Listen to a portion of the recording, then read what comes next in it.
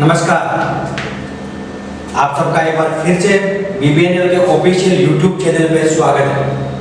जैसा कि आपने पिछले वीडियो में बात की थी विटामिन बी1 के बारे में, तो उसी के क्रम में आगे चलते हुए अपन बात करेंगे आज विटामिन बी2 के बारे में, यानी कि जो विटामिन बी कॉम्प्लेक्स तक है विटामिन बी1, बी2 व बी5 तथा 6 तथा 12 है। आज बी वाले कंपाउंड को पूरा कंप्लीट कर लेते हैं।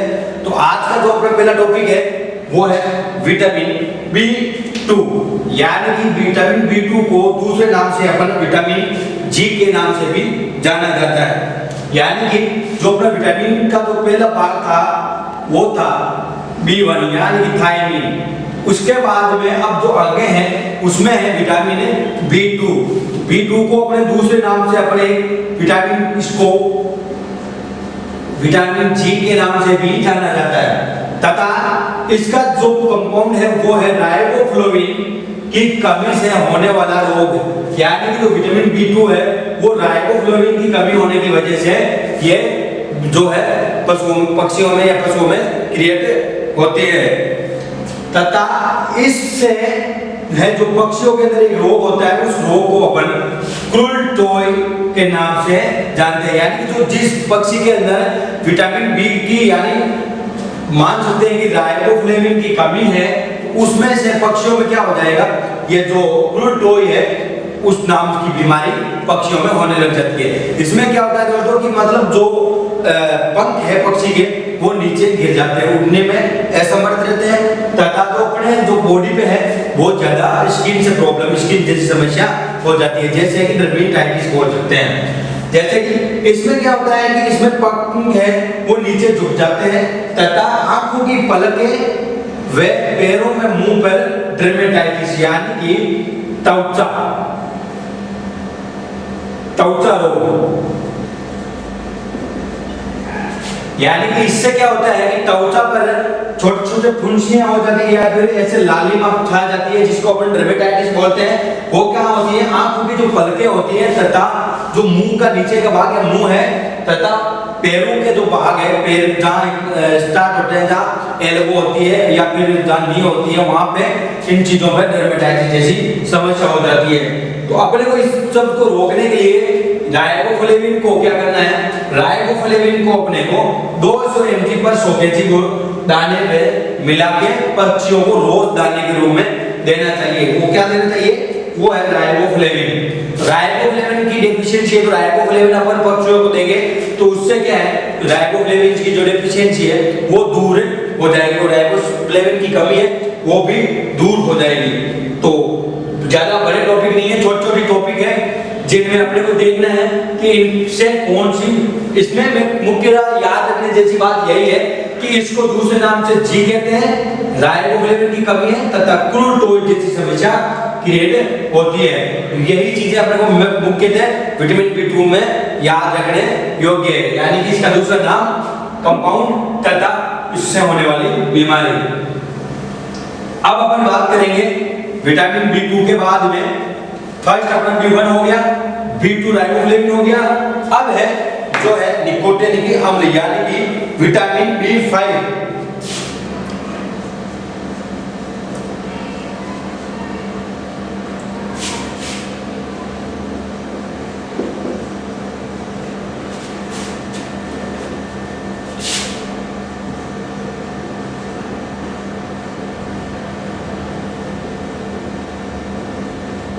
निकोटिनिक अम्ल से होने वाली, तो निकोटिनिक एसिड डेफिशिएंसी अपन इसको विटामिन बी5 के नाम से जानते हैं। यानी कि इसमें कौन सा रासायनिक भाग है वो है निकोटिनिक एसिड। तो निकोटिनिक एसिड की वजह से क्या होता है उसके बारे में अपन बात करेंगे। यह विटामिन आहार के ट्रिप्टोफैन एमाइडो एसिड के रूप में संश्लेषण होता है। यानी कि किसमें होता है, ट्रिप्टोफैन एमिनो एसिड।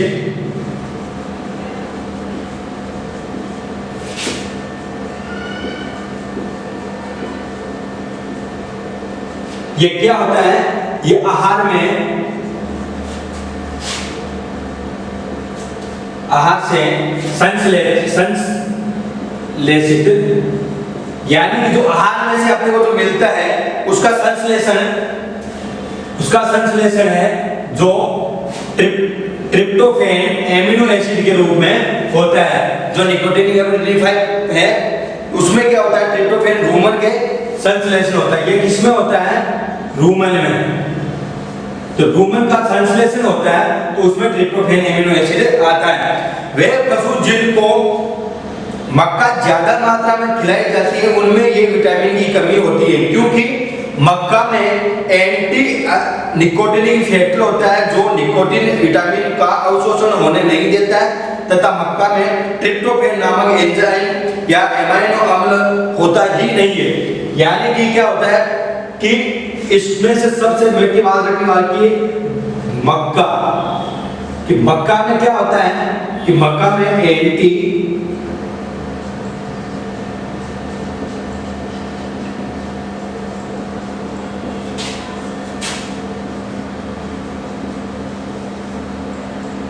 इनमें मक्का के अंदर एंटी निकोटिनिक फैक्टर होता है जो क्या करता है, जो निकोटिनिक अम्ल है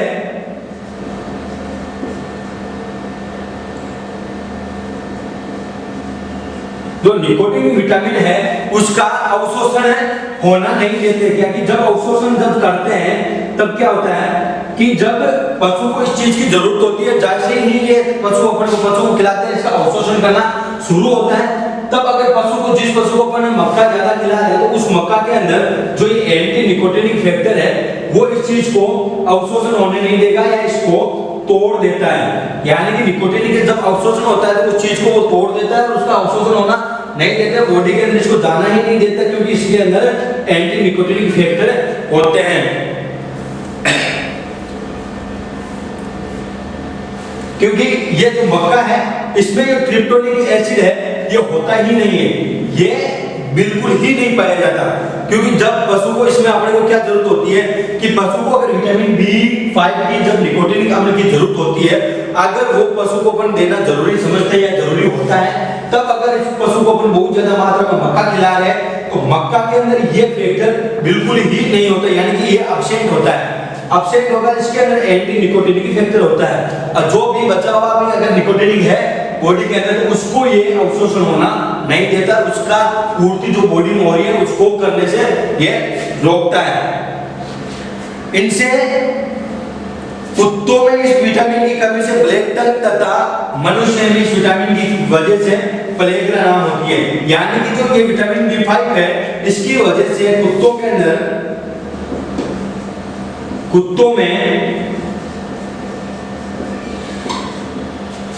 में तो ब्लैक टंग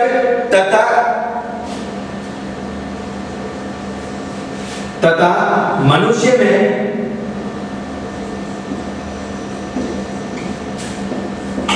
प्लेगरा नाम की बीमारी हो जाती है। यानी कि क्या होता है कि जब ये विटामिन B5 की कमी होती है तब जो डॉग्स होते हैं उन डॉग्स के अंदर ब्लैक टंग नाम से बीमारी होना शुरू हो जाती है, तथा वही अगर अपन इंसानों की बात करें तो इंसानों के अंदर प्लेगरा नाम की बीमारी स्टार्ट हो जाती है। और याद रखना यही चीजें आती है, यही चीजें एग्जाम के अंदर पूछी जाती है कि प्लेगरा तथा ब्लैक टंग कौन सी विटामिन की कमी की वजह से होती है, या फिर ऐसा पूछ लेती विटामिन B5 यानी निकोटिन अम्ल की वजह से मनुष्य व कुत्तों में कौन सी बीमारी पाई जाती है। तो कुत्तों के अंदर ब्लैक टंग तथा मनुष्य में प्लेगरा नामक बीमारी विटामिन B5 यानी कि निकोटिन अम्ल की कमी की वजह से हो जाती है। इसमें अपन यही देखेंगे कि इनका ट्रीटमेंट है उसमें अपने को क्या देना है, यानी कि निकोटिन ही तो है तो इसके अंदर अपन उपचार के रूप में नियासिमाइड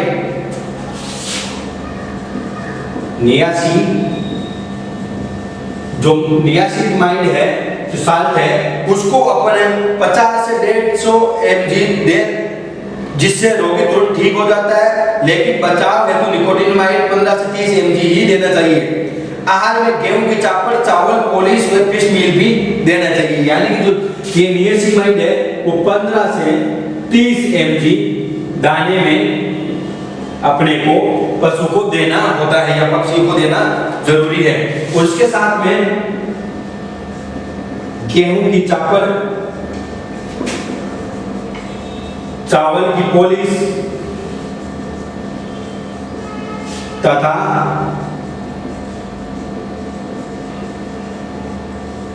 फिश मील पशु को देना चाहिए। इसमें ये सभी कंटेंट नियासिनामाइड उपस्थित होते हैं जो निकोटीन अम्ल को बनाए रखते हैं। जो बॉडी के अंदर इन चीजों की जरूरत होती है तो वो चीजें इन चीजों से मिल जाती हैं। तो इसमें विटामिन B5 का अपने को इतना ही याद रखना है कि इसके अंदर सबसे पहले पूछे तो उसमें होता क्या है कि निकोटीनिक अम्ल में ट्रिप्टोफैनिक एमिनो एसिड है जो रोमन के संश्लेषण में आहार को जब लेते हैं तो उस समय रोमन के संश्लेषण से प्राप्त होता है। लेकिन क्या होता है कि जब जिस पशु को अगर मक्का ज्यादा खिला रहे हैं तो उस मक्के के अंदर एक चीज होती है, वो होती है एंटी निकोटीनिक फैक्टर जो निकोटीनिक विटामिन को अवशोषण होने से रोकता है।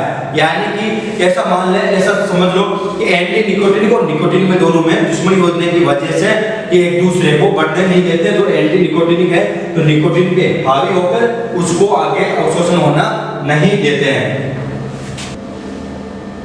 अब अपन आगे इसमें देखेंगे कि विटामिन जो B5 के बाद में है विटामिन B6। तो B6 में अपने को ये देखना है कि विटामिन B6 क्या है, यानी कि जो पायरिडॉक्सिन है उससे कौन सा समस्या होती है या उससे होने वाली बीमारी कौन सी है। अब अपन बात करेंगे विटामिन B6।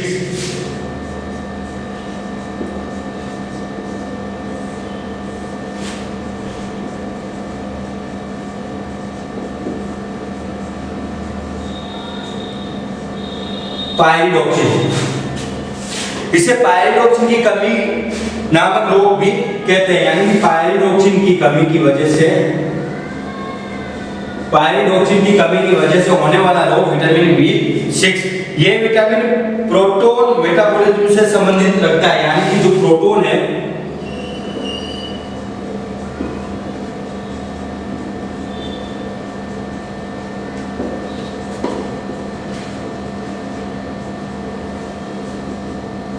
यानी कि मेटाबॉलिज्म जो अपने बॉडी का मेटाबॉलिज्म सिस्टम है उससे रिलेटेड रखने वाला है, और वो भी कौन सा, प्रोटोन से। यानी कि विटामिन B6 पायरिडॉक्सिन की कमी से होने वाला वह रोग है जो प्रोटोन के मेटाबॉलिज्म से संबंधित रखता है या संबंधित है।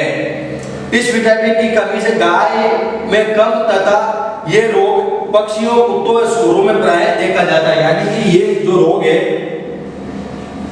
ये गाय भैंस में कम, लेकिन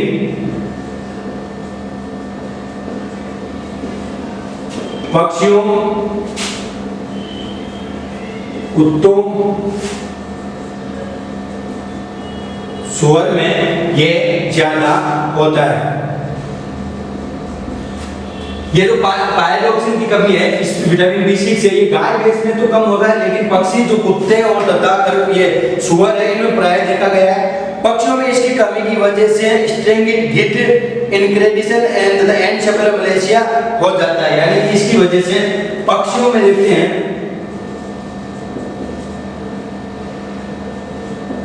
पक्षियों में है जो किस नाम से स्ट्रिंगिट गिट,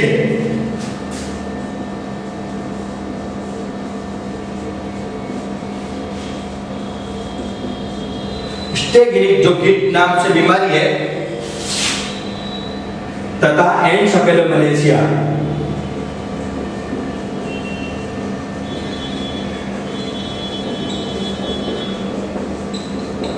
यानी कि पक्षियों के अंदर स्ट्रिंगिट गिट तथा एनसेफेलोमलेशिया नामक बीमारी विटामिन B6 की कमी की यानी पायरिडॉक्सिन की कमी की वजह से पक्षियों के अंदर एनसेफेलोमलेशिया तथा स्ट्रिंगिट गिट नामक बीमारी हो जाती है। तथा सूअर में पेरिडिक एपिलफेनिट नामक रोग हो जाता है जिसमें सूअर के दौरे आने, सूअरों में क्या होता है कि दौरे पड़ना, कॉन्वल्जेशन होना शुरू हो जाता है। तथा सभी पशुओं में यानी कि क्या होता है, लगभग पशुओं में अपन देखते पशुओं में इनमें एनीमिया नामक बीमारी हो जाती है। सभी पशुओं में एनीमिया यानी कि ब्लड की कमी हो जाती है विटामिन B6 की यानी पायरिडॉक्सिन की कमी की वजह से।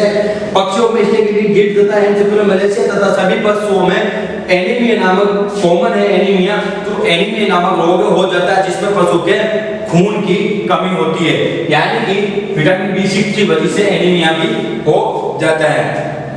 उपचार है तो अपन इसके अंदर अपन B1 से लेकर B12 में यानी ट्राइवेट यूरोवेट इंजेक्शन लगा सकते हैं, यानी कि इसका अपन ट्रीटमेंट में लेके तो इसको अपन B1, B2, B5, B6 तथा B12 है। तो ये सब चीजें कंपाउंड किसमें होता है, ये या तो ट्राइवेट में 15 से 20 ml इंट्रामस्कुलर पशु को लगाना होता है, जिसमें से एक सारे कंपाउंड उपस्थित होते हैं, या फिर अपन इसको दूसरे रूप में इंजेक्शन न्यूरोबाइन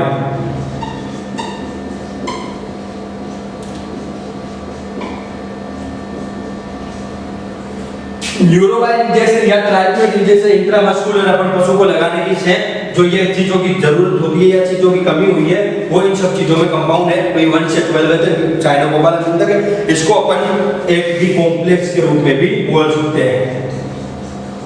बी कॉम्प्लेक्स पशु को लगाने से क्या होता है कि ये जो पायरोक्सिन की कमी है ये दूर हो जाएगी और पशु वहां पे पशु पक्षी या जो भी है वो एकदम स्वस्थ हो जाएंगे। तो ये था B6। अब अपन लास्ट का जो बी का भाग बचा हुआ है वो है साइनोकोबालामिन यानी कि B12। तो B12 में कौन सा साल्ट है, वो है अपना साइनोकोबालामिन। तो साइनोकोबालामिन की कमी की वजह से होने वाला रोग या ऐसा कौन सा विटामिन जिसमें साइनोकोबालामिन की कमी से होता है वो है B12, विटामिन B12। B12 में क्या है,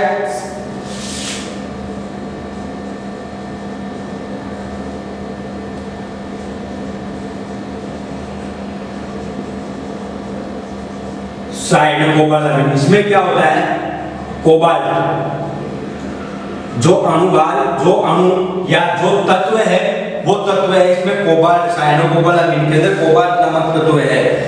यह विटामिन कोबाल्ट की उपस्थिति में रूमन के सूक्ष्म जीवाणु द्वारा अपने संश्लेषण किया जाता है, लेकिन यदि पशु के आहार में कोबाल्ट की मात्रा कम होती है तथा इसका उत्पादन भी कम हो जाता है अर्थात पशु रोगग्रस्त हो जाता है। यानी कि पशु के आहार में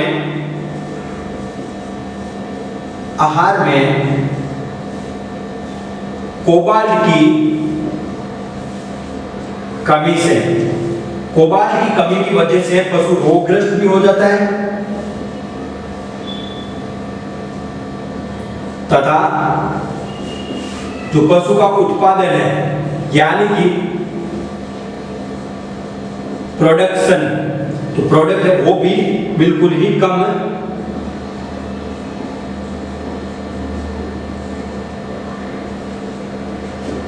हो जाता है। यानी कि जिस पशु के अपन आहार अपन दे रहे हैं, ये चीजें मैं बात आना चाहता हूँ आपको, ये बात बताना चाहता हूँ कि यानी कि जो अपन चीजें बता रहे हैं या जो चीजें पढ़ रहे हैं वो सब के सब पशु के आप जो अपना आहार देते हैं उन्हीं आहार में ये सब चीजें उपलब्ध या होती है, उसी के अंदर होती है। लेकिन कभी कभी क्या होता है, कुछ अपन ऐसे आहार दे देते हैं या खाने के लिए पशु को अपन वो चीज सब चीजें दे देते हैं जिनमें ये चीजों की उपस्थिति शून्य या ना के बराबर होती है। जो पशु को जरूरत होती है वो जितनी जरूरत चीजें पूरी नहीं कर पाते और उन चीजों की कमी रहने की वजह से पशु के जो प्रोडक्शन है उस पर असर पड़ता है तथा पशु भी इस चीज से रोगग्रस्त हो जाता है। इनमें क्या होता है, इनके लक्षण अपन देखते हैं। तो लक्षण इस प्रकार से दिखाई देते हैं अपने को। सबसे पहले लक्षण अपने को ये दिखाई देगा कि पशु को भूख कम लगेगी तथा शरीर में वृद्धि भी रुक जाएगी तथा मांसपेशियों में कमजोरी होना शुरू हो जाएगी तथा पिनीशियस एनीमिया तथा हाइपरग्लाइसीमिया नामक रोग इस विटामिन की कमी से हो जाता है। तो सबसे पहला लक्षण है वो है भूख लगना कम हो जाता है। दूसरा शारीरिक वृद्धि रुक जाती है। तीसरा अपन देखते हैं, इनमें एक चीज बताई है कि जो मांसपेशियां हैं उनमें क्या करती है, बहुत ज्यादा वीकनेस आ जाती है, यानी मसल्स वीकनेस।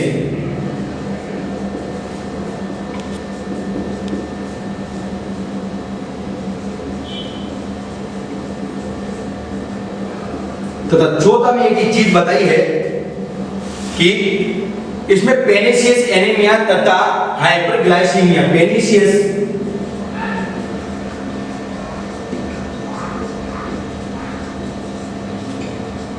तथा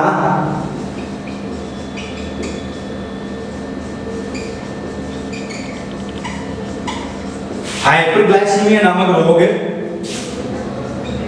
हो जाता है। यानी कि इसमें क्या होगा, पहले वाले ने अपन बात की बीच में उसमें एनीमिया हो रहा था, लेकिन इसमें पेनिसियस एनीमिया का मतलब होता है कि बहुत ज्यादा वीकनेस, इतनी मतलब ब्लड की इतनी कमी हो जाती है कि पशु समय टाइम से या उस पर खड़ा नहीं हो पाता, बहुत ज्यादा वीकनेस हो जाता है, जिसकी वजह से भी मांसपेशियों में कमजोरी आ रही है। हाइपरग्लाइसीमिया नाम रोग एक वो है, यानी कि जो अपना कोबाल्ट है इसकी कमी की वजह से ये सब चीजें हो रही है। तो अपने को क्या करना है कि पशु को जब अपन ट्रीटमेंट देते हैं तो इसके अंदर जो अपन पहले भी बात की थी, जो B12 तक, जो B1 से लेके 12 तक जो कंपाउंड है, उन सब चीजों को उपलब्ध होना जरूरी है। यानी कि इसका अपन ट्रीटमेंट में देखते हैं तो ट्रीटमेंट में यही है कि इंजेक्शन बी कॉम्प्लेक्स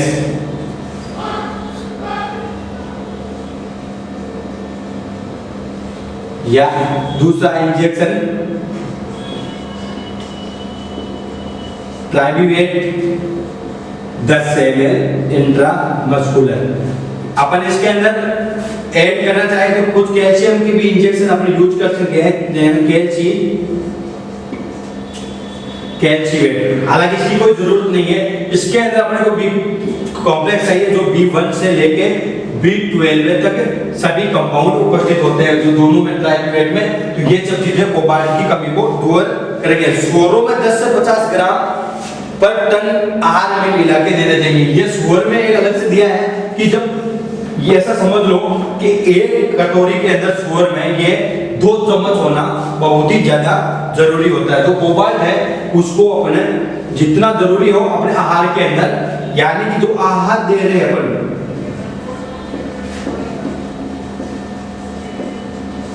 आहार में संपूर्ण पदार्थ हो, यानी कि जो अपन आहार दे रहे हैं वो बिल्कुल अच्छी क्वालिटी का होना चाहिए तथा उनमें वो सभी कंपाउंड या वो सभी तत्व होने चाहिए जिनकी पशु को जरूरत है। अपन दूसरी बात देखते हैं कि अपन कहते पहले भी बताया जाते हैं कि आहार या पशु को आहार में 15 ग्राम पर डे 15 ग्राम नमक देना कंपल्सरी ही माना जाता है। जिस पर घर में जिन्हीं के किसी के भी पशु है उनमें पशु को रोज अपना आहार देते हैं, बांट देते हैं या बांटा देते हैं, उनमें 15 ग्राम नमक ऐड करना बिल्कुल ही कंपल्सरी होता है, क्योंकि नमक के अंदर वो सभी सहायक हैं जिनकी लगभग पशु के शरीर में कमी होने की वजह से उस सबको दूर कर दे सकता है।